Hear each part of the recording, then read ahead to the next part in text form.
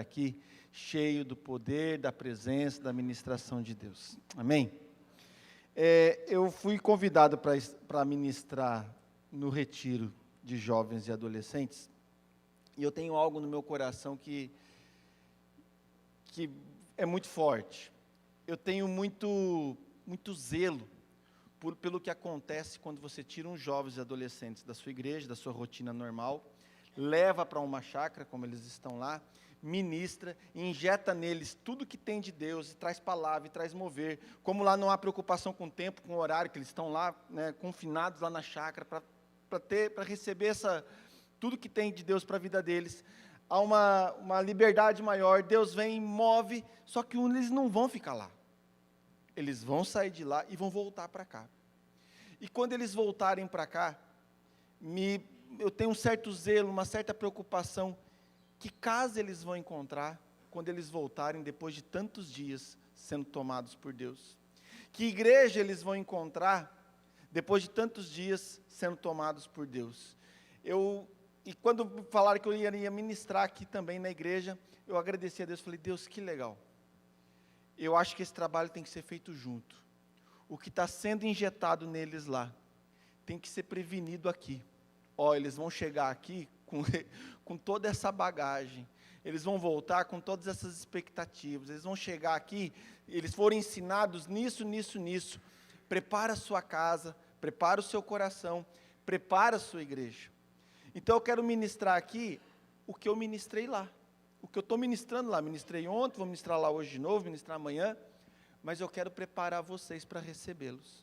Mas, Fabiano, meus filhos não estão lá, meus filhos não participam, nem tenho filhos, então os meus filhos ainda não têm idade para estar lá, meus filhos não foram lá. Você talvez não tenha teus filhos biológicos lá no retiro, mas você está aqui como pais, como igreja de pais daquela geração. Essa igreja, vocês são a referência, vocês são os mantenedores, vocês são a fonte de provisão, vocês são os educadores daquela geração, sendo pais biológicos ou não. E como vocês irão recebê-los, como vocês irão dar esse retorno para eles, como vocês irão suprir as expectativas de tudo que Deus está ministrando na vida deles, é algo que me preocupa muito. É muito comum a gente ver jovens que vão para um retiro no final de semana, num feriado, e quando voltam todos empolgados, o que encontram na igreja, o que encontram em casa, apaga aquele fogo. Ou então, se não apaga, ao invés de gerar bênção, ao invés de gerar harmonia, gera atrito. O cara volta do retiro e começa a brigar em casa por causa daquilo que o pastor ministrou. Então, é algo que não faz sentido. A obra, para ela ser completa, ela precisa andar juntos. A família receber esses jovens e adolescentes que vão voltar desse retiro. Vocês se abrirem para aquilo que eles vão compartilhar. Eles receberam lá e talvez até por imaturidade, eles entenderam algumas coisas, não é bem daquele jeito. Eles precisam de alguém para ensinar, falar, não filho, isso é bênção sim, mas olha, as coisas são assim, aqui em casa a gente vai fazer desse jeito, uma parceria, uma cumplicidade. E eu quero ministrar isso sobre a vida de vocês, para que como igreja, para que como famílias, vocês os recebam, já conscientes, até mesmo daquilo que eles vão te contar. Você faz cara de surpresa, é mesmo filho, e você já sabia o que ele ia te contar, certo? E você compartilha, você é cúmplice dele, você vive com ele o que Deus está fazendo na vida dele, começou e está fazendo lá nesse final de semana. Amém? Eu quero compartilhar com vocês o que está sendo ministrado lá neles, e quero depois expor para vocês qual que é a nossa missão como igreja e como pais, ao recebê-los. Abra a Bíblia de vocês em Romanos capítulo 8, a partir do versículo 18.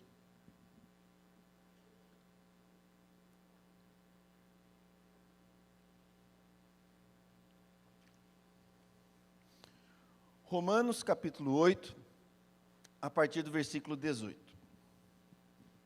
Olha o que o apóstolo Paulo diz. Tenho para mim que os sofrimentos da presente vida não têm proporção alguma com a glória futura que nos deve ser manifestada. Por isso, a criação aguarda ansiosamente a manifestação dos filhos de Deus. Pois a criação foi sujeita à vaidade, não voluntariamente, mas por vontade daquele que a sujeitou. Todavia, com a esperança de ser também ela libertada do cativeiro da corrupção, para participar da gloriosa liberdade dos filhos de Deus. Quero enfatizar aqui, a criação ansiosamente espera a manifestação dos filhos de Deus, para ser também libertada da corrupção e dos males que há nesse mundo. Quantos filhos de Deus nós temos aqui, queridos? E o seu filho, o jovem adolescente da sua igreja que está lá no retiro, eles também são esses filhos de Deus. Há um anseio, há um desespero da criação para que a gente se manifeste. Para que aquilo que a gente tem como os filhos de Deus seja manifestado. Há uma busca por referenciais. E se a gente não se manifestar, a gente vai se deparar com situações ruins. Vamos pegar no nosso Brasil, algo mais recente. Melhor música do ano, Pablo Vittar. Que tristeza. É a ausência completa de referenciais. É a ausência completa de talento, em todos os aspectos. Pega todos os aspectos, a música do ano ser dele. A igreja, os filhos de Deus precisam se manifestar. Há um anseio, há um desespero. Precisam nos ver. Precisamos ser alguém que se manifeste. Ei, o que eu tenho para falar, você precisa ouvir. O que você está ansiando, eu sei o que você precisa. Esse anseio justifica o que você deve estar acompanhando, né, na internet, na mídia, em todos os aspectos, a criação, o grande up, que a profissão de coach deu. Né, o coach, ele vem respondendo às expectativas de empresários, vem respondendo à expectativa de profissionais de todas as áreas, tem até o coach ministerial, respondendo às expectativas da própria igreja. Isso está bombando, isso significa que há necessidade, há uma expectativa, há uma abertura, e por favor, me ensina a viver, me ensina a ter estabilidade emocional, me ensina a ter estabilidade mental, me ensina a pensar direito, me ensina a sentir direito. As pessoas estão ansiosas por alguém que faça isso. Esse alguém, os filhos de Deus, eu estou ali no retiro chamando de heróis. E o tema da minha série de ministrações ali no retiro é Comunidade Cristã Marvel. A Marvel é responsável pelos os grandes heróis. Né? Aos defensores da Liga da Justiça, eu já explico por que eu não peguei a Liga da Justiça e peguei o Marvel. Os heróis que a galera curte, e a gente fala galera aqui, se você for meu parceiro, eu também curto. Né? Assisto, acompanho, tento ir nos lançamentos, não sou fã das histórias em quadrinho, né, tem gente que já sabe o que vai acontecer no filme, porque acompanha as histórias em quadrinho, mas os filmes eu estou sempre acompanhando, e sou o último a sair da sala do cinema, porque toda vez que acaba o filme, ainda tem os adicionais em todo filme da Marvel. Eu fico lá com os meus filhos assistindo e esperando acabar tudo. E a Marvel traz isso, traz aquela coisa da pessoa normal, um ser humano normal, que por um talento, por uma característica que nem depende dele, por um experimento tecnológico, ele vira a salvação da humanidade, ele vira a solução dos problemas. E a Liga da Justiça, que também tem desses, eu não pude trazer por culpa do Superman. O Superman, ele é muito Jesus Cristo, né, queridos? Ele é muito messiânico, né? O jeito que ele veio, os poderes que ele tem, o fato dele ser imbatível, e o que eu quero trazer, se pegar Jesus como referência, alguém com o poder de Jesus, uma coisa tão sobrenatural, tão acima, eu tiro o que a Bíblia nos ensina, que além de Jesus, Ele mesmo nos disse que nós faríamos coisas tão grandes quanto ele já fez, mas sendo nós como nós somos. E a Marvel traz os heróis, aqueles heróis normais. Um lá é um playboyzinho rico, certo? Só que inteligente pra caramba, aí ele vira o Homem de Ferro. O outro lá é um piá, ninguém dá nada para ele, mas ele participa de um experimento, de uma injeção, ele vira o Capitão América. Né? Aí tem lá uns funcionários lá que vão para o espaço, tem um acidente no meio do espaço, aí virou o Quarteto Fantástico. Mas são pessoas o quê? Normais. São pessoas normais, como eles, como vocês. Eles estão sendo injetados lá, no desafio de serem heróis dessa geração. A comunidade cristã Marvel que eu proponho na série é uma igreja de heróis.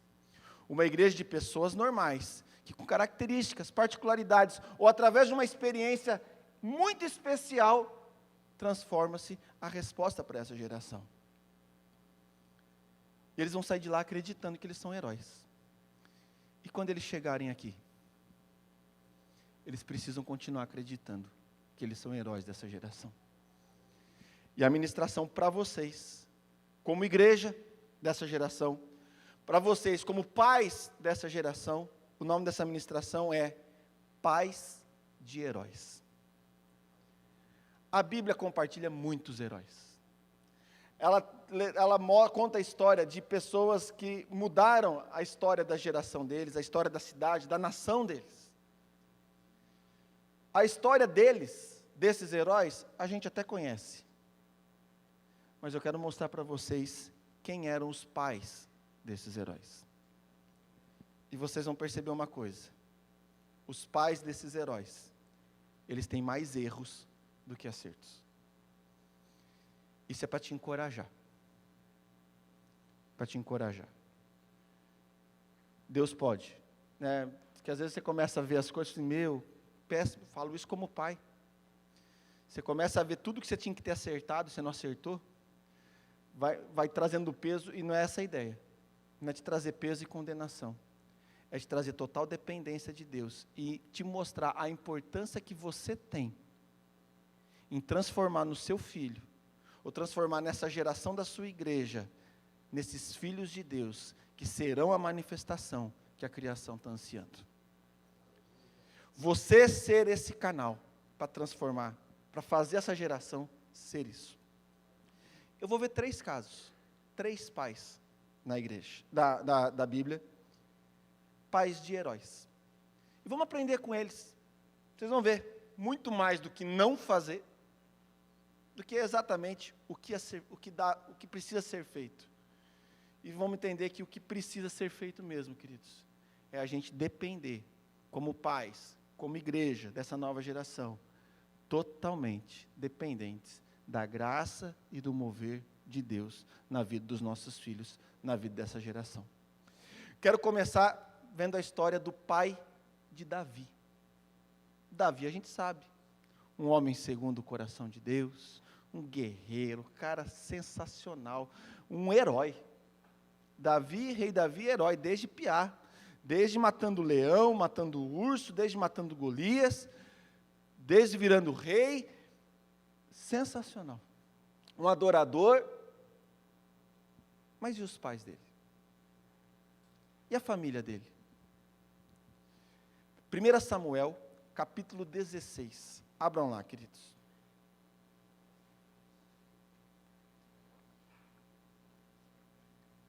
1 Samuel, capítulo 16. Vai lá no versículo 10. 1 Samuel, capítulo 16, versículo 10.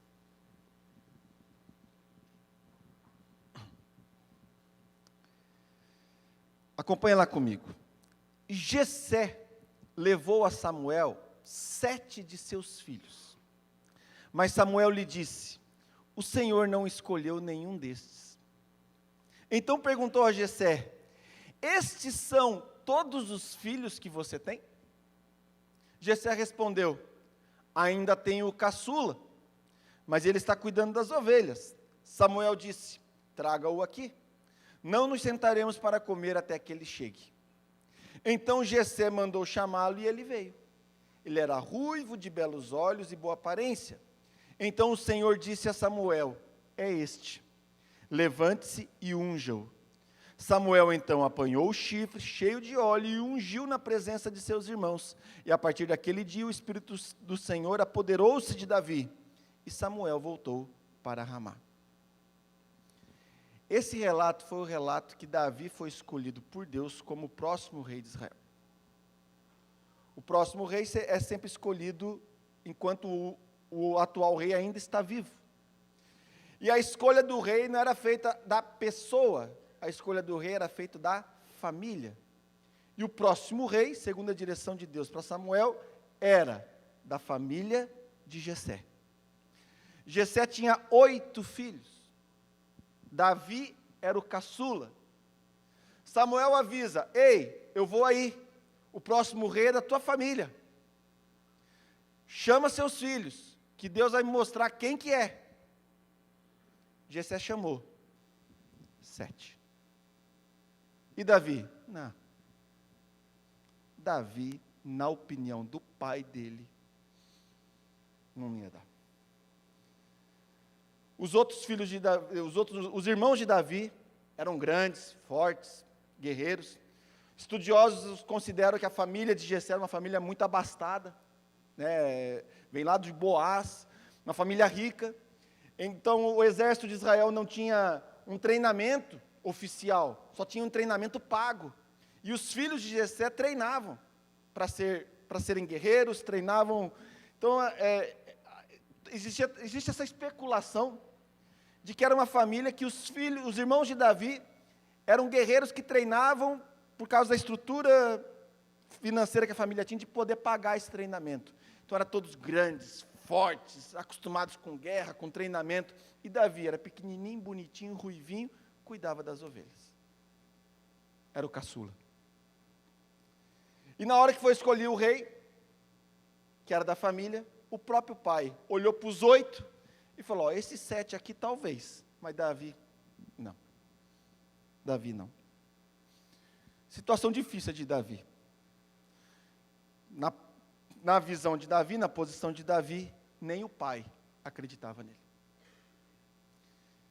E quando ele está ali, Samuel chega e fala: cara, não é nenhum desses. Não tem outro filho, não? Outro filho? Tenho, rapaz, Davi. Mas ele está lá cuidando das ovelhas. Chama ele. Tem que ser daqui, os outros 7 não são. A gente não come enquanto esse cara não chegar. Chegou. É ele. Davi?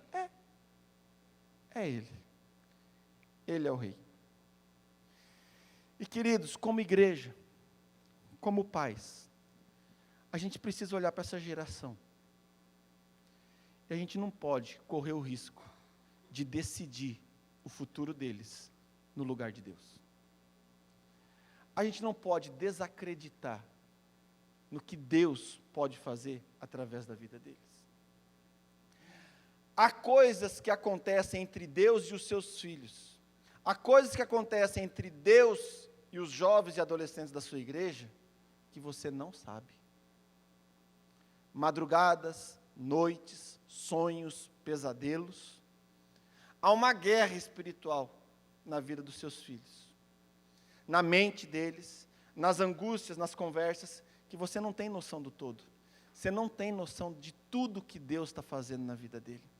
Jessé não tinha noção do relacionamento de Davi com Deus. Jessé não tinha noção do que Deus estava preparando para Davi. Ele era um pai desligado do propósito de Deus para a vida do filho. Ele não estava antenado. Ele agiu da forma natural. Pô, vai ser rei, tem que ser guerreiro, essas coisas. Tá, vou chamar os outros 7. Davi não. Não. Pequenininho demais. Bonitinho demais. Só sabe cuidar de ovelha. Mal sabia Jessé que ele já estava matando leão e urso no braço para cuidar dessas ovelhas. Mal sabe você, pai, eu me incluo nisso, mal sabemos nós, igreja, mal sabemos nós, pais, quanta batalha os nossos filhos passam e estão vencendo, e estão se tornando verdadeiros gigantes. E a gente acha que ele é o nosso filhinho, pequenininho, bonitinho, legalzinho lá de casa. Em contrapartida, junto com isso, eles podem estar virando verdadeiros monstrinhos, e a gente não sabe. Com a internet, com tantos assédios que eles sofrem, a gente tem que tomar muito cuidado, para ficar antenado no que Deus tem feito na vida deles, no que Deus tem feito com os nossos jovens e adolescentes das nossas igrejas, o que Deus tem feito dentro da nossa casa com os nossos filhos. E saber interpretar o que Deus tem de propósito para esse filho. A gente toma nós por referência. Eu vivi uma experiência lá em casa. Na minha infância, meus pais não me deixaram aprender a surfar. E eu queria muito surfar. Surf para eles era do diabo, né? Com certeza todo surfista ia morrer afogado. Eu falava, mas gente, ninguém morre afogado surfando nessa praia. Por que eu vou morrer afogado se eu tiver uma prancha, se eu aprender a surfar? E não me deixaram. Passei minha infância e adolescência, todo aniversário, meu aniversário é novembro, a gente ia para a praia em dezembro, janeiro, eles pediam um dia de aniversário, eu pedi uma prancha. Não me deram, nunca. Porque senão eu ia morrer afogado, porque eles estavam, prancha e moto. Eles nunca me deram, nem prancha, nem moto. Aprendi a viver sem prancha. Mas agora eu cresci, certo? Agora eu posso comprar minha prancha sem pedir para eles, né? E eu comprei a minha prancha. Fui consultei os surfistas que eu conheço, tal, a galera, falei, que melhor prancha tem? Tem que ser o pranchão. Por quê? Porque daí não precisa fazer manobra. Eu falei, mas não entendi. Veja, Fabiano, já está com 40 anos. Eu falei, tá bom, entendi, para. Tá bom, entendi. Então é só você subir na prancha, uma prancha mais lenta, tal. Comprei meu pranchão, levei lá para a praia, vou aprender a surfar, chamei o professor me ensinou. E, gente, assim, eu me habituei bem à prancha, curti a ideia, tal, o descer as ondas, foi muito legal, mas uma coisa me atrapalhava, as ondas. As ondas me derrubavam, não me deixavam subir na prancha, e eu sofri pra caramba. Mas vou lá brincar de vez em quando com tudo que eu sei, quase nada, mas tudo que eu sei, realizei meu sonho, né? Aí eu levo meus pais para a praia e falo, agora vocês vão ver o que eu quero para ter feito desde os meus 10 anos de idade. Aí lá eu mostro para eles que eu estou sabendo surfar, sabendo ficar em pé na prancha, sabendo descer as ondas. Fui para a praia esse ano, meus filhos, um de 8 e outro de 10. Papai, ensina a gente a surfar? Falei, ai meu Deus do céu. Eu já não sei quase nada, e todas as palavras dos meus pais vieram na mente. Falei, meu Deus, eles vão morrer afogados, eles vão pegar essa prancha, eles vão ver um monte de coisa. Eu falei, olha, eu não sei quase nada, mas o que eu sei eu vou te ensinar, certo? Fui lá, eu sofri para conseguir ficar em pé na prancha. Ensinei eles, fiz como o meu professor fez, ensinei na areia, tal. Levei eles para a água, em 2 ondas. Eles já estavam ficando em pé na prancha. Na 5ª onda, eles olharam para mim e falaram, papai, mas não tem mais nada para fazer, não? Eu falei, filho, eu só sei isso, eu sofri tanto para aprender isso, e você está falando que você não tem mais nada para fazer? O papai só sabe isso, o próximo agora é só um professor. Aí eu expliquei para eles a diferença de pranchas, uma prancha. Então na próxima temporada vamos ter uma prancha menor? Eu falei, vamos pensar. Pronto, arranjei para a cabeça. Né? Por quê? Eles vão muito mais longe do que eu. Eles têm um potencial muito melhor do que o meu. Eles têm uma idade, uma agilidade, uma rapidez de aprendizado muito melhor do que a minha. Eu não posso tomar a mim como base. O que eu sofri para aprender, eles sabem rápido demais. Tecnologia, então, não quero nem citar. É ridículo, passo raiva. Né? E olha que eu sou bem conectado, bem agilizado com isso, mas é impressionante a agilidade deles para pegar um computador, um tablet, alguma coisa e sair metendo o dedinho, funcionando e fazendo as coisas acontecerem, que dá até medo, né, para acompanhar e tudo mais. Ainda bem que a tecnologia nos ajuda e eu recebo relatório. Tudo que eles fazem no tablet deles, eu recebo um e-mail. Então, eu sei tudo que eles entraram, todo o relatório, todos os dias, eu entro lá e vejo o que eles estão fazendo. Corro o risco de eles saberem disso e estarem me enganando, eu não sei ainda, né? Mas, por enquanto, a princípio, não. A princípio, está tudo acompanhado, tudo supervisionado. Mas é um desafio. Eles vão muito longe. Eles vão muito mais rápido. A gente não pode fazer o que Jessé fez, de limitar. A gente precisa expor os nossos filhos a tudo que Deus pode fazer, a tudo que Deus pode querer fazer com eles. Lá na igreja, quando eles estão lá no culto, eles veem o apelo para a salvação. Aí as pessoas se convertem. Aí é inevitável, eles vão perguntar o que aconteceu, o que a pessoa fez, o que é aquele processo. A gente explica. Aí eles perguntam, mas eu vou para o céu? Eu falo, olha, vai para o céu quem faz o que aquela pessoa fez. Aceitar Jesus, reconhecer Jesus como Senhor e Salvador. Não, papai, mas eu vou para a igreja com você todo final de semana, eu não vou para o céu. Eu falei, não vai. Explicando para os dois. Os dois estão ali. E a gente ora. Deus precisa trazer salvação, manifestar a sua salvação. Sexta-feira passada, no culto dos adolescentes da comunidade Alcance, estava eu com os dois lá, no culto. Louvor, pregação, foi um testemunho de uma adolescente de cadeira de rodas que foi curada. Foi a pregação. Um apelo normal. Apelo era totalmente fora de contexto de salvação. Não tinha contexto, não tinha nada a ver com isso. A Rafaela, de 10 anos, começou a chorar. Chorar. A gente perguntou, filha, o que está acontecendo? Eu não sei. Então deixa chorar. Chorando. Chegou uma hora que ela chamou a gente para falar. E ela soltou a frase: eu quero entregar a minha vida para Jesus. A gente orou ali com ela. O Enzo ficou ali já olhando. Agora o Enzo está cheio de perguntas. O que aconteceu com a Rafaela? Certo? Eles estão ali. Quando que vai acontecer? A gente, como pais, torce, a gente quer, a gente anseia por esse dia, mas a gente não consegue. É Deus. A gente não consegue programar, a gente não consegue obrigar. A gente tem que oportunizar. A gente tem que trazê-los para onde pode acontecer. Então eles estavam no culto, onde tinha um adolescente pregando, ele estava ali, a presença de Deus estava ali, o mover estava ali, em algum momento na palavra, em algum momento, e eu não sei quanto da palavra que eles absorveram, 8 e 10 anos, uma pregação de 40 minutos, não consigo dimensionar o quanto, mas foi suficiente para o Espírito Santo encontrar o canal do coração da Rafaela e trazer para ela um desejo de dentro para fora de entregar a vida para Jesus.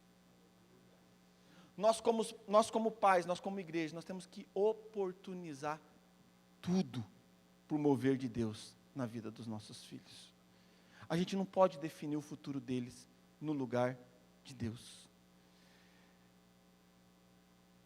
O que Jessé fez com Davi, eu não sei, a gente tem noção que Jessé esqueceu Davi. Eu não sei se Davi em algum momento ficou sabendo que o pai dele tinha esquecido dele. Desconheço algum relato que Jessé teve consciência que o pai dele primeiro chamou só os 7 e depois, só porque os outros 7 não foram, ele chamou Davi. Mas esquecer de um filho é um pecado, né? Você que assistiu Esqueceram de Mim, aquilo é lenda. Nenhuma criança fica feliz e tem autonomia e autenticidade até para prender bandido quando é esquecido pela família.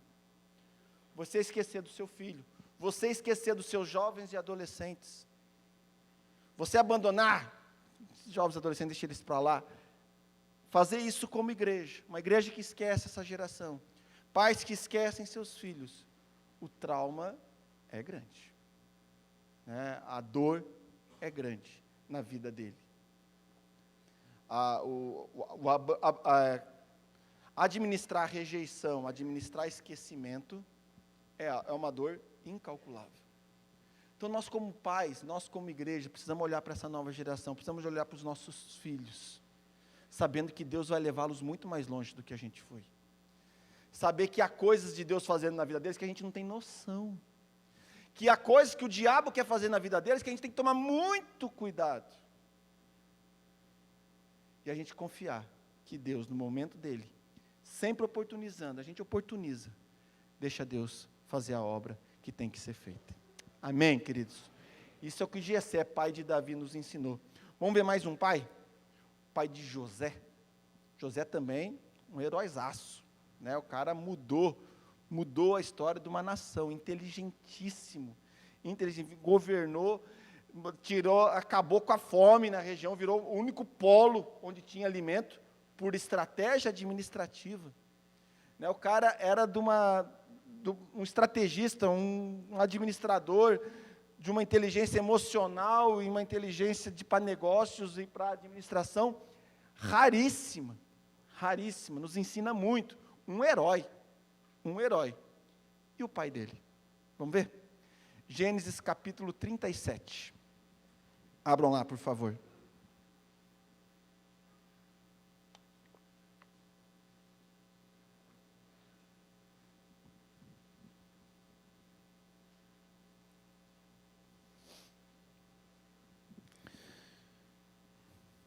Gênesis capítulo 37, versículo 3. Olha o que diz lá.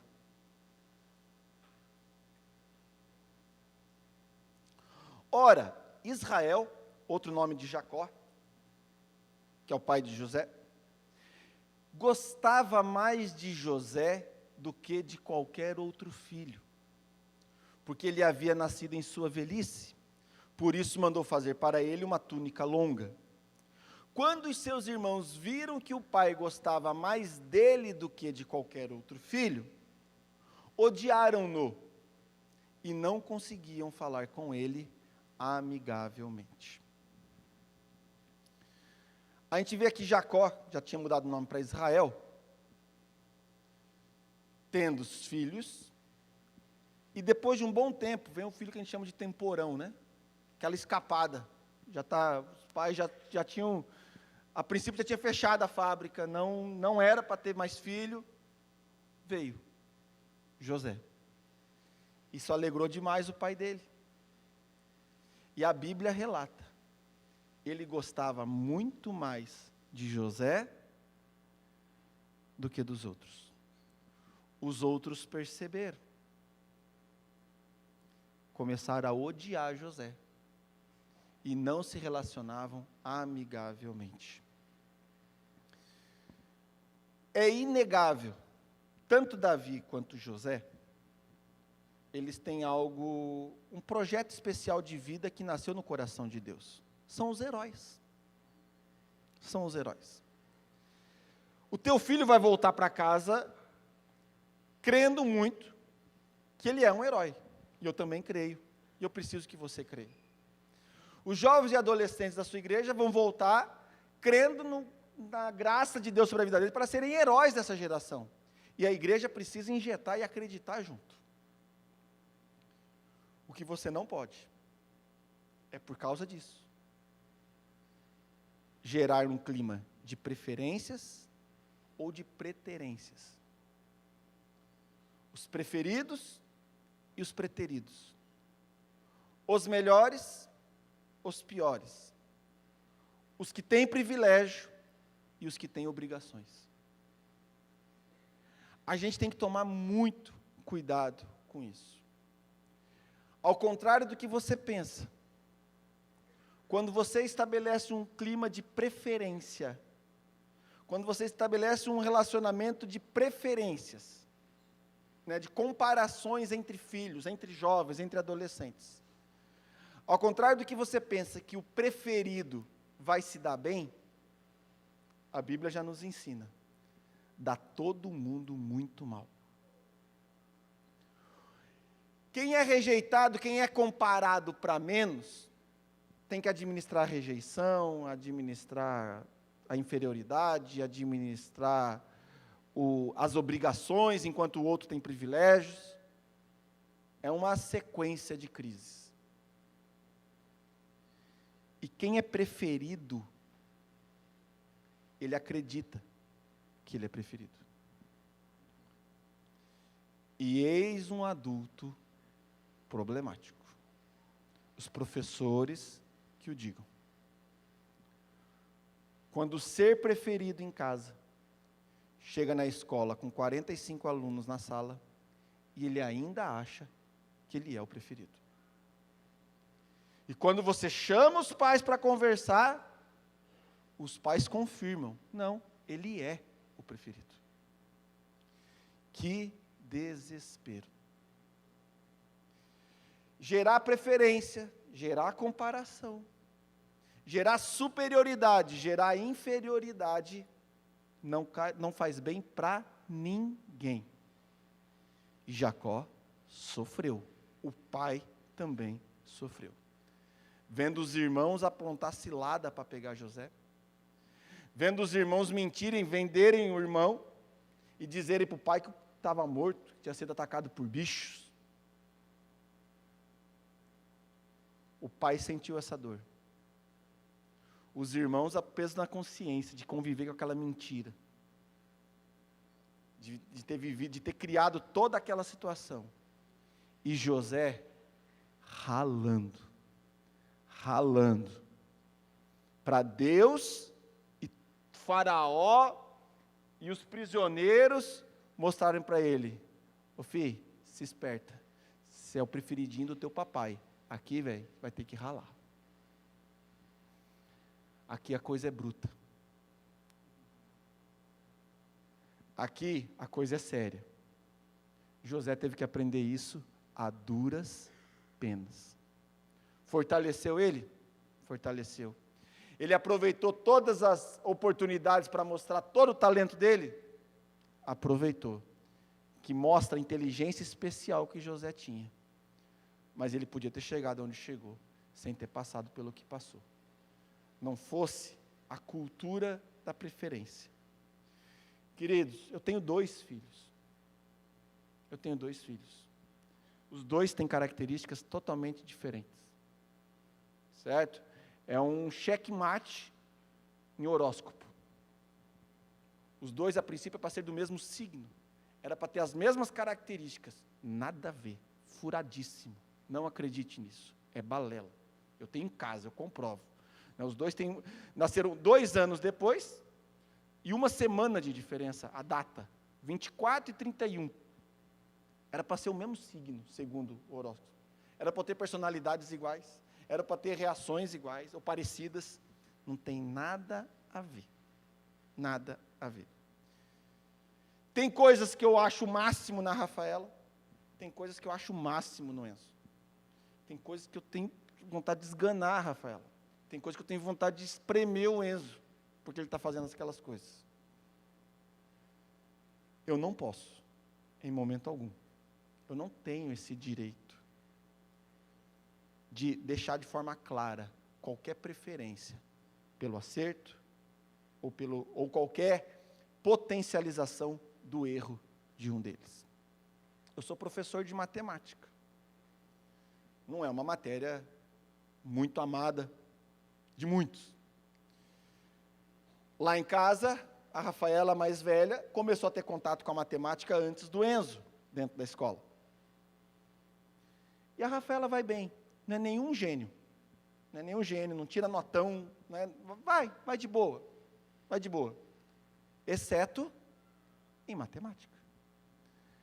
Ela sofre com matemática. Já pensei e falei: Deus, o que eu te fiz? Eu sou professor de matemática, minha filha sofrendo em matemática, aula de contraturno, aula de reposição, aula de recuperação, ela tinha que fazer do quê? De matemática. Tem essa frustração, mas tem um lado bom, pelo menos consegui ajudar. Se fosse outra matéria, eu talvez não tivesse como ajudá-la. Mas, então, ela pena, né? Fiz a tarefa com ela antes de viajar. Tipo, você vê que o raciocínio lógico, a interpretação matemática das coisas, não faz parte dela. Não ativa. É difícil, para ela é difícil. E foi a primeira tarefa de matemática do ano. Na hora que terminou a tarefa, que eu ajudei ela, eu virei para a Juliana e eu falei: prepara, 2018 promete, porque é o começo do ano. É a matéria, teoricamente, mais simples, tem menos coisa. E ela penou na primeira tarefa. A interpretação, o raciocínio lógico, não é o forte dela. O Enzo, 2 anos mais novo, é ligeiraço em matemática. mas ligeiraço, muito. Pega tudo, faz tarefa, nem pede ajuda, filho, acabou a tarefa, acabou, deixa eu ver. Olha lá, está tudo certo. Ligeiraço, entende, faz, tal, tão ligeiro, que olha o raciocínio que o Piá teve aos 7 anos de idade. Chegou a prova de matemática dele, certo? Com as últimas 3 questões em branco. Prova de matemática. Tinha estudado com ele, a Juliana tinha estudado com ele. Ele sabia aquela matéria. Aqueles 3 exercícios, a gente fez exercícios parecidos com ele. Estava em branco. A gente falou, filho, por que você deixou esses 3 exercícios em branco? A gente fez, tal. Você não sabia fazer? Você não entendeu? Não, papai, eu sabia. É que, ó, daqui para cima, já dá 6. Já deu a média.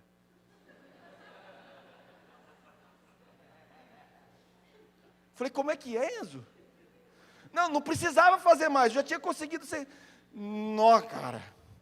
E fechou a média do bimestre 6,1. 6,1.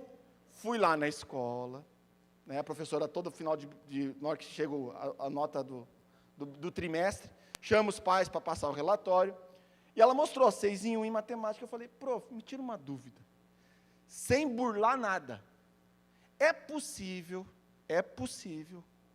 justificar pedagogicamente, de forma correta, colocar o Enzo em recuperação de matemática? Ela olhou para mim e disse, por que você quer isso? Porque tem um acordo lá em casa, se ele ficasse de recuperação em qualquer matéria, ele perde o Xbox. E aqui, olha essa prova aqui, prof.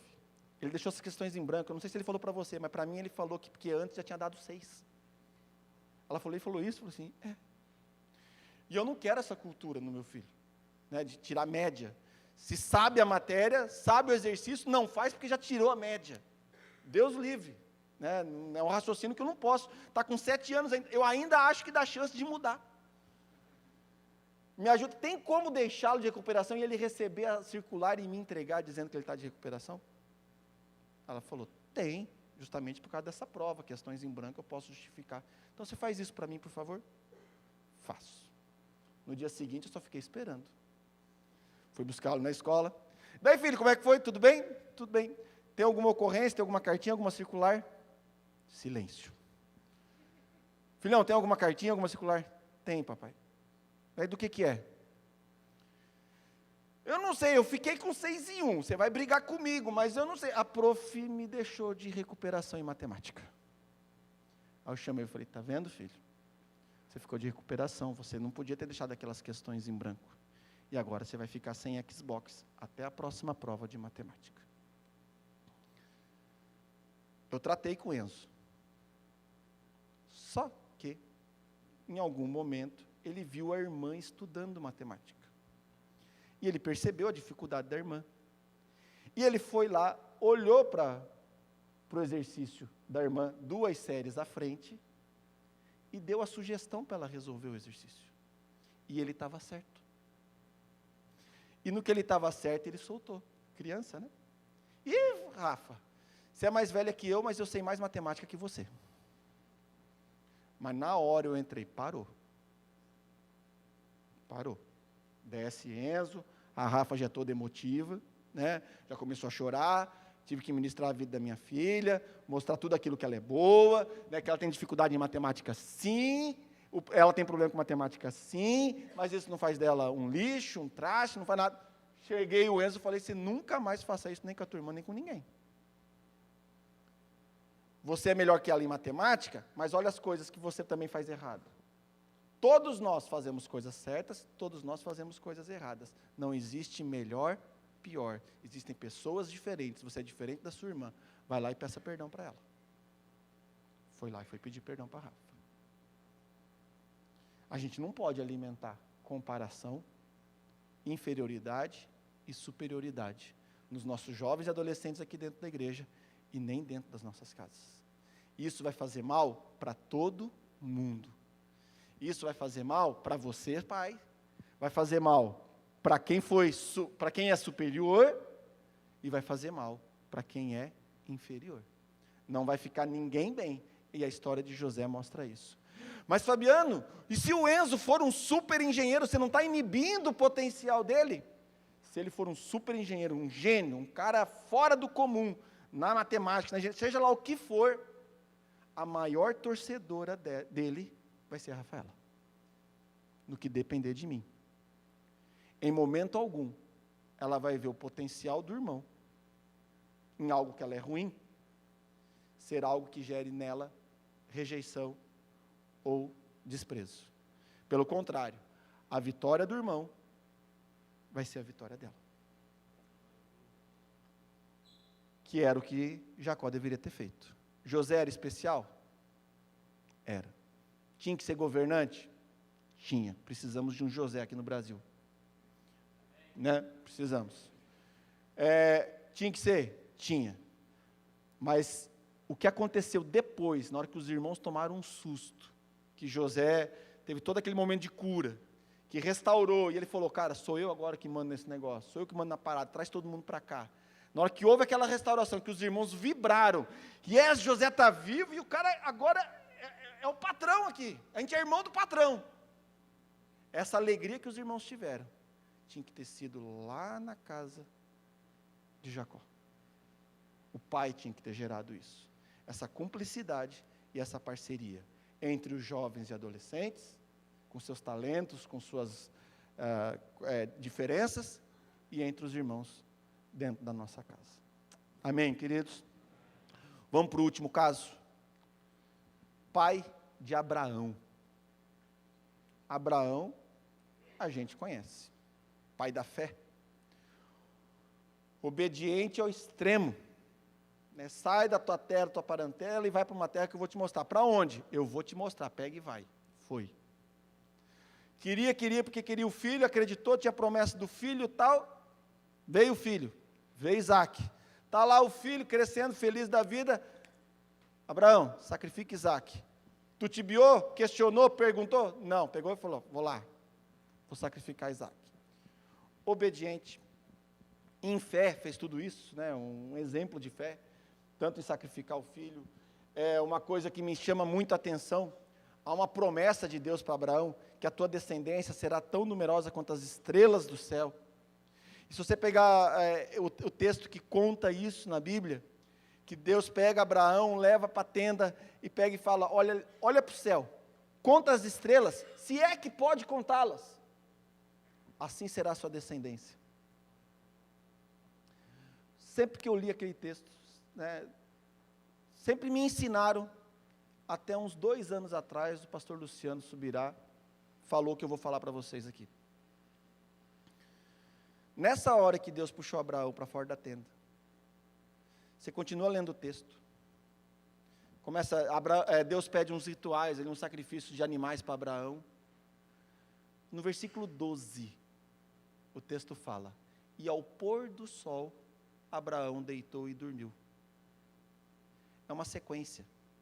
Na hora que Deus puxou Abraão para fora da tenda e mostrou o céu e falou, se é que pode contá-las, era de dia.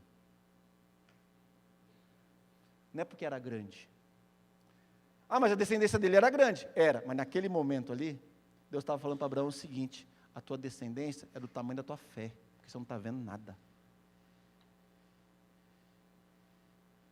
Era de dia. Então a fé de Abraão é um troço que impacta. É um heróizaço. É um heróizaço. E teus filhos ontem foram encorajados a serem Abraão. A desatar nos poderes que Abraão tinha. Mas vamos ver o pai de Abraão? Vamos ver. Josué capítulo 24.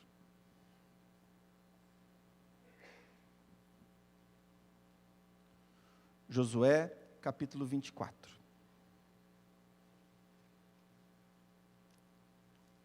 Lá no versículo 2.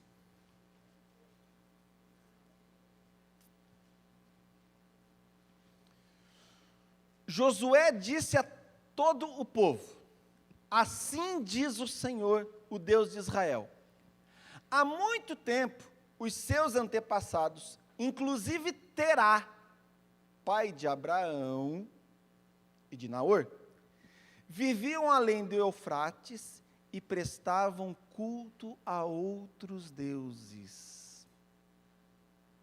O pai de Abraão não cultuava nosso Deus. Mas eu tirei Abraão da terra da além do Eufrates, e o conduzi por toda a Canaã, e lhe dei muitos descendentes. E começa a falar a descendência de Abraão. O pai de Abraão não era crente, gente. Abraão, quando criança, ele não acordava ao som de louvores e hinos e cânticos dentro de casa. O pai de Abraão não orava por ele toda noite, antes dele dormir. O pai de Abraão não ia para a reunião de intercessão, os pais de Abraão não iam para a reunião de intercessão orar pela vida dele, para que ele fosse bem na escola, fosse bem na faculdade, para que ele casasse bem. Os pais de Abraão não eram crentes. Abraão não teve ensino do nosso Deus na sua infância. Especulação, historiadores, estudiosos, a Bíblia não confirma isso, mas é bem possível, é bem provável, que Sem, filho de Noé, tenha sido o canal que Deus usou. Eles viveram juntos 150 anos, Sem e Abraão. O canal que Deus usou para contar para Abraão quem que o Deus que ele servia, o que Deus fez com a família dele, fez com o pai dele, contou para Abraão a história da arca, contou para Abraão o livramento, contou para Abraão o dilúvio. Teria sido o grande pregador do evangelho para Abraão, teria sido Sem, que foi um dos filhos de Noé, um dos maiores propagadores dos poderes do nosso Deus, foi Sem. E suspeita-se, é coerente pensar que teria sido ele também que teria evangelizado Abraão. Abraão se converteu ao nosso Deus. E mais do que isso, queridos, ele virou esse baita herói. E ele criou uma sequência de legado, que eu acho que é a mais importante da história, e a mais citada. Novo Testamento inteiro, você vê os caras citando. O nosso Deus, Deus de Abraão, Isaac, Jacó. Pai, filho e neto. Bem de boa, para Isaac e Jacó foi fácil. Filho e neto de Abraão, a legalidade, todo o legado, todo o ensino, toda a cultura transformada. Agora Abraão é o cara. O pai dele não ensinou ele aquilo. Ele não tinha isso em casa. Ele transformou o legado. De todos os atos heróicos de Abraão, e isso eu passei para essa galera lá no retiro, toda a fé dele, toda a obediência dele, para mim, o maior é a capacidade que ele teve de transformar o legado que ele tinha.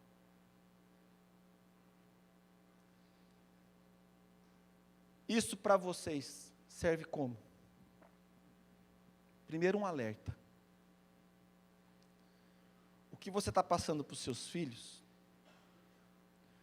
pode aumentar ou diminuir o trabalho deles, para eles serem alguém segundo o coração de Deus. Há muita responsabilidade sua nisso. Por outro lado, um conforto. Apesar de terá, apesar de mim como pai, Rafa e Enzo têm esperança. É possível.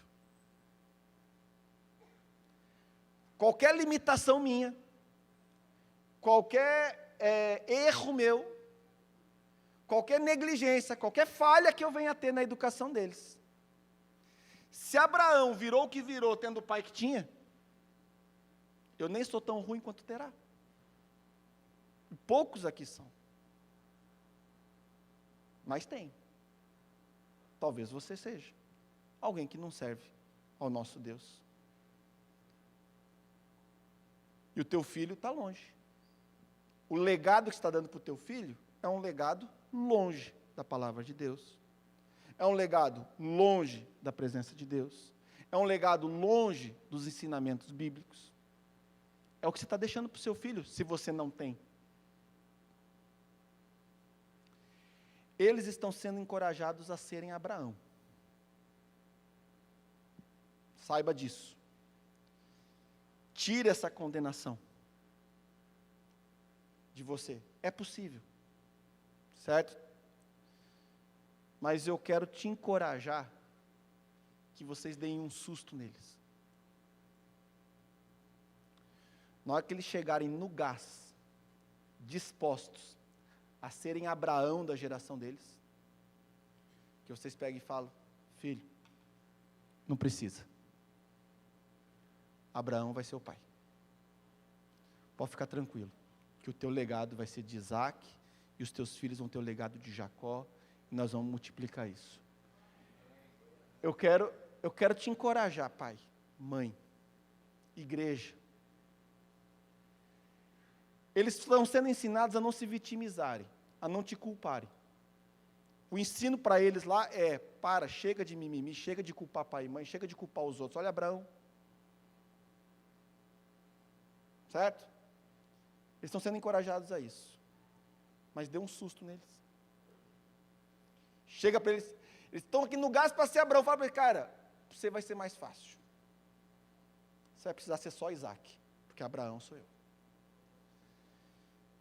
E eu não sei a tua história. Você talvez teve um Terá na tua vida, como pai. Você talvez está aqui, pela misericórdia de Deus. Algum 100, se é que foi 100 mesmo, entrou no teu caminho, pregou o evangelho e te colocou aqui. Alguém te pregou esse negócio e te trouxe para cá. Mas o legado que você teria também seria totalmente longe daqui. Enquanto eles estão sendo encorajados a serem Abraão, que você se encoraje, saia daqui hoje decidido a recebê-lo com essa disposição, mas a tranquilizá-lo e falar: não, filho, Abraão vai ser o papai, Abraão vai ser a mamãe. Você vai ter o fardo de ser um Isaac, e vão ver os teus filhos vão ser Jacó, e a gente vai multiplicar isso e tomar posse de descendência, porque o nosso Deus é um Deus de gerações, e vai de geração em geração, de geração em geração. Querida, a família tem sido alvo enorme do diabo. O que a gente mais pode fazer é proteger a nossa família. Se você ainda não entendeu qual que é o chamado de Deus para a sua vida aqui, então, o teu ministério, cuide da sua esposa, do seu marido, dos seus filhos. Dedique-se a isso. Se você não sabe o que você tem que fazer: mas eu não sei o meu chamado. Cuide da sua casa. Cuide da sua casa. Ela está sendo o alvo principal.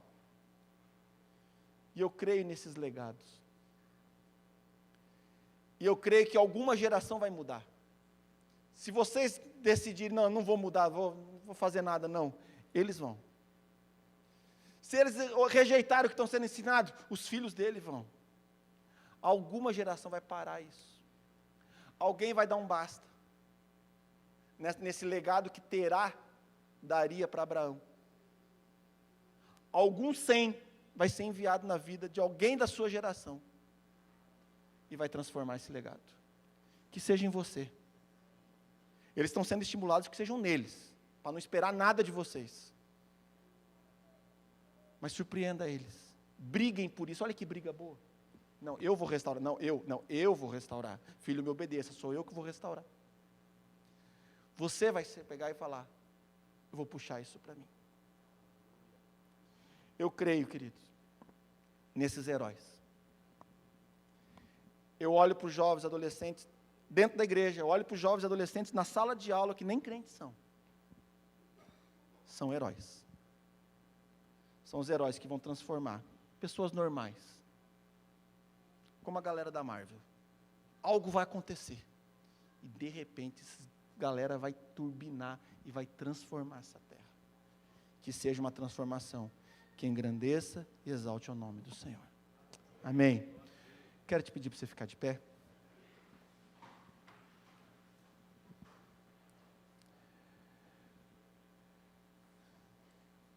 Eu quero que você feche seus olhos.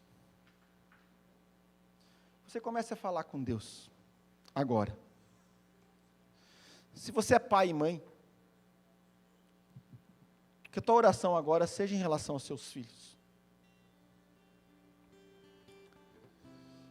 Se não é o seu caso, Que a sua oração seja em relação à nova geração dessa igreja. Se coloque como pai, como mãe, com erros, com acertos, com qualidades, com defeitos, com limitações.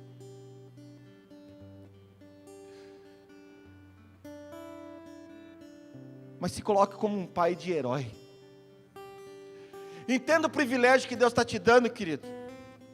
Na sua casa, chegará um jovem, um adolescente, que transformará a vida de muitos, que impactará uma geração, e você está tendo o privilégio de ser quem vai educar essa criança, quem vai educar esse jovem, esse adolescente. É esse o privilégio que Deus está te dando, é esse ser que vai chegar na sua casa, com defeitos, com qualidades, com talentos, com poucos talentos. E você como pai, você como mãe, tem a autoridade de dar um destino para ele, um destino de herói, um destino de herói. Espírito Santo de Deus, restaura os pais dessa igreja, restaura a autoridade, restaura a convicção, a identidade de cada pai, de cada mãe. Traz a consciência de quem eles são na vida desses heróis, na vida desses filhos, dessa geração que o Senhor está levantando.